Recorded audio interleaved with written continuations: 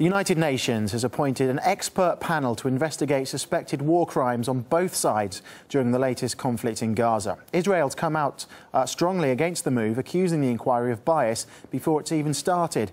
Here's our Middle East correspondent, Paula Sleer.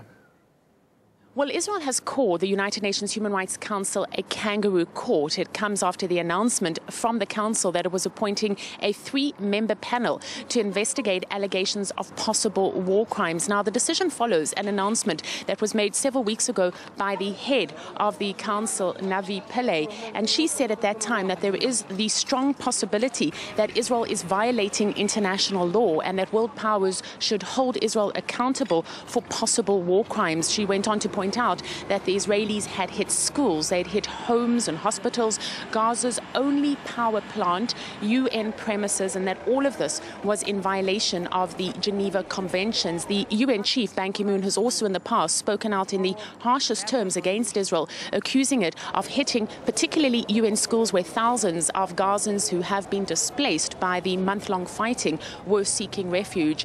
Now, Israel has responded by calling this 47-member state forum.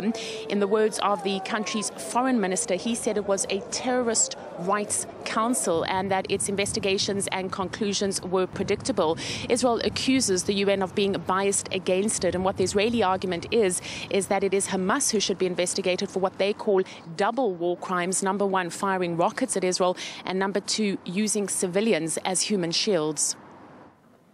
The month-long conflict has claimed more than 1,900 lives and has left Gaza in ruins. Tens of thousands of homes were destroyed or damaged by Israeli strikes. Universities, hundreds of schools and mosques were reduced to rubble. Reports say 500,000 people have been displaced. That's almost a third of the population.